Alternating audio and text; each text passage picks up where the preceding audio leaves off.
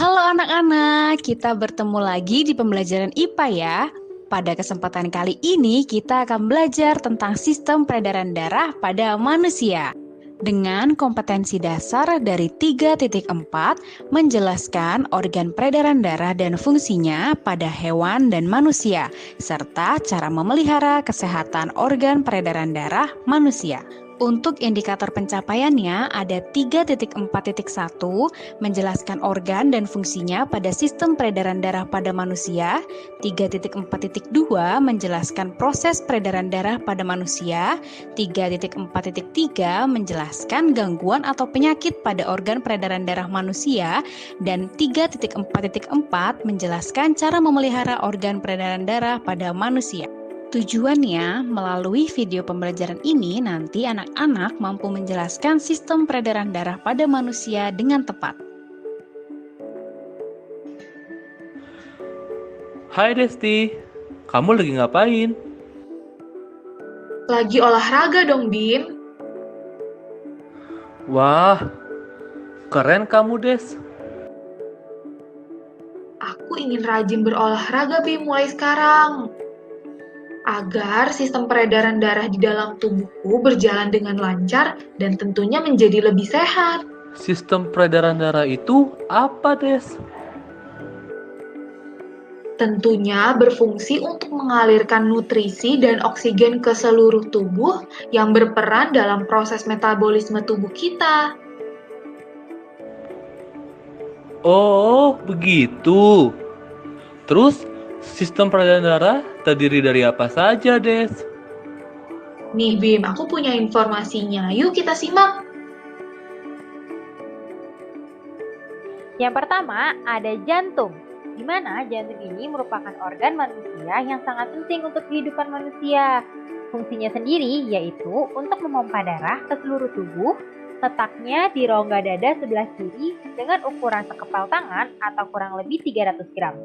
Pada jantung terdapat 4 bagian, yaitu serambi kanan, serambi kiri, bilik kanan, dan bilik kiri. Di antara serambi dan bilik terdapat pula katup jantung. Karena katup inilah darah yang berada di bilik maupun di serambi tidak akan tercampur. Nah, selanjutnya ada pembuluh darah. Pembuluh darah ini merupakan saluran tempat mengalirnya darah dari jantung ke seluruh tubuh ataupun sebaliknya. Pada pembuluh darah terdapat juga pembuluh nadi atau arteri yang mengalirkan darah keluar dari jantung. Dan ada juga pembuluh balik atau vena yang mengalirkan darah masuk ke dalam jantung.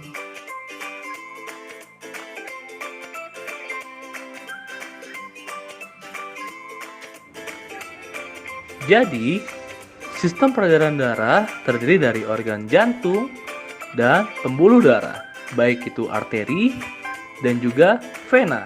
Yap, benar sekali, Bim. Lalu, bagaimana dengan cara kerja setiap organnya, Des? Oke, kita lihat penjelasan berikut ini, Bim. Nah, berlangsungnya proses peredaran darah pada manusia terjadi di dalam pembuluh darah. Oleh karena itu, disebut juga sebagai sistem peredaran darah. Peredaran darah sendiri dibagi menjadi 2 macam, yaitu yang pertama ada peredaran darah kecil, di mana terjadi peredaran darah dari jantung, lalu ke paru-paru, lalu akan kembali lagi ke jantung. Lalu selanjutnya ada peredaran darah besar, di mana terjadi peredaran darah dari jantung, lalu ke seluruh bagian tubuh kecuali paru-paru, lalu kembali lagi ke jantung. Nah, agar proses peredaran darah kita menjadi lancar, alangkah lebih baiknya kita harus menjaga atau merawat sistem peredaran darah kita.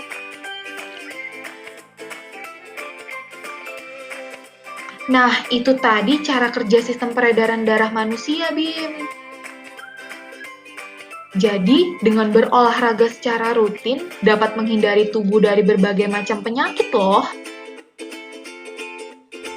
Wow, memang ada ya penyakit yang menyerang peredaran darah kita, Des?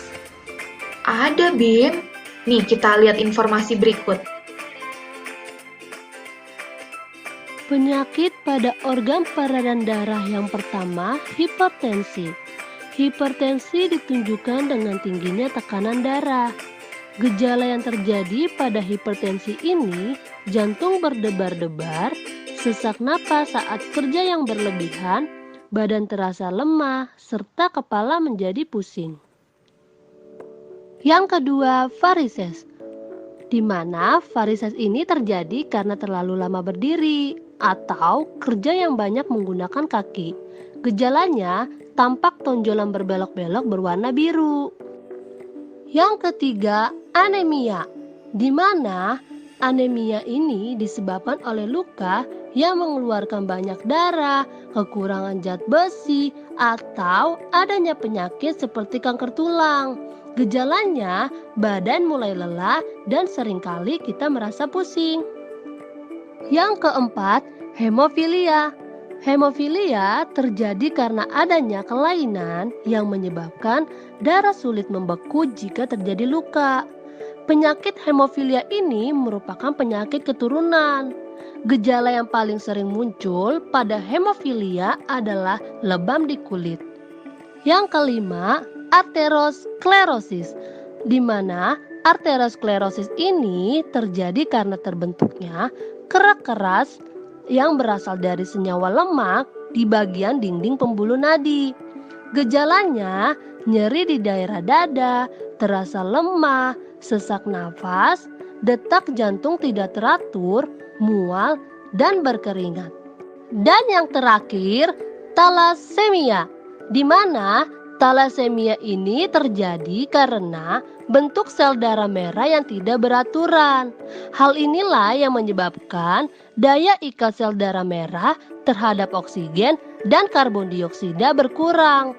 Gejalanya terjadi penebalan dan pembesaran tulang kepala dan juga wajah. Ih, seram sekali ya ternyata penyakit yang menyerang sistem peredaran darah kita. Maka dari itu, Bim, penting sekali untuk kita merawat dan menjaga kesehatan sistem peredaran darah tubuh kita. Bagaimana sih cara merawatnya, Des? Nah, caranya yang pertama, jaga berat badan yang ideal, tentunya dengan olahraga secara rutin dan pola makan yang sehat. Yang kedua, tidak boleh merokok. Yang ketiga, kita perbanyak minum air mineral, bukan meminum minuman yang beralkohol. Dan yang keempat, istirahat yang cukup ya, tidak boleh bergadang. Siap, Des. Mulai sekarang, aku akan terus menjaga kesehatan sistem peredaran darah tubuhku, Des. Makasih ya, Des, sudah mengingatkan aku untuk hidup sehat. Iya, Bim, sama-sama. Ya sudah yuk, kita sekarang berolahraga bersama. Let's go!